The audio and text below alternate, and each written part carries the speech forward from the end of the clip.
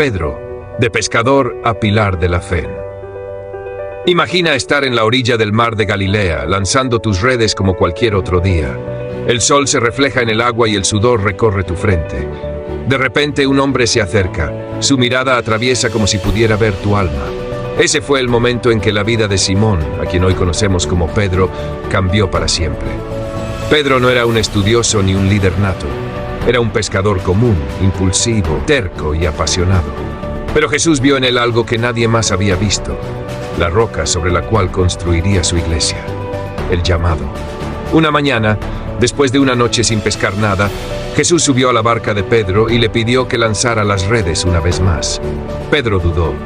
Después de todo, él era el experto en pesca, no este carpintero. Pero algo en la voz de Jesús lo hizo obedecer. Las redes se llenaron tanto que casi se rompían. Pedro cayó de rodillas, diciendo: «Apártate de mí, Señor, que soy hombre pecador». Pero Jesús le respondió: «No temas, desde ahora serás pescador de hombres». Y así, Pedro dejó todo atrás y lo siguió. Pedro fue testigo de milagros asombrosos: ciegos que veían, cojos que caminaban, muertos que volvían a la vida. Pero su fe, como la nuestra, era frágil. Una noche, en medio de una tormenta, Pedro vio a Jesús caminando sobre el agua. Con audacia pidió: «Señor, si eres tú, manda que yo vaya a ti sobre las aguas». Jesús lo llamó y Pedro, con fe, salió de la barca. Pero al sentir el viento y ver las olas, dudó y comenzó a hundirse. Jesús lo salvó, diciéndole: «Hombre de poca fe, ¿por qué dudaste?». La fe no significa no tener miedo, sino confiar en medio del miedo. Pedro caminó sobre el agua, pero también se hundió, y Jesús estuvo allí en ambos momentos. El impulsivo discípulo, Pedro era conocido por su temperamento. Cuando Jesús anunció su sufrimiento y muerte, Pedro lo reprendió diciendo: «Esto no te sucederá jamás». Jesús respondió con firmeza: «Apártate de mí, Satanás». En el huerto de Getsemaní, cuando los soldados vinieron a arrestar a Jesús, Pedro sacó su espada y cortó la oreja de uno de ellos. Pero Jesús, en su infinita paciencia, sanó al hombre y le dijo a Pedro que guardara su espada. Jesús no necesitaba violencia para cumplir su propósito. Pedro actuaba con el corazón, pero a veces su pasión lo llevaba por caminos equivocados.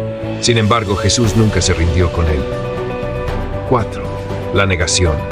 La parte más oscura de la historia de Pedro llegó después del arresto de Jesús. A pesar de su promesa de nunca abandonarlo, Pedro lo negó 3 veces. No una ni 2, sino 3 veces dijo: «No conozco a ese hombre». Justo entonces cantó el gallo y Pedro recordó las palabras de Jesús. Salió y lloró amargamente. Esta es una de las escenas más humanas de la Biblia. ¿Cuántas veces hemos negado nuestra fe, no con palabras, pero sí con acciones? Pedro cayó en lo más bajo, pero su historia no terminó ahí. 5. La restauración. Después de la resurrección, Jesús no ignoró a Pedro.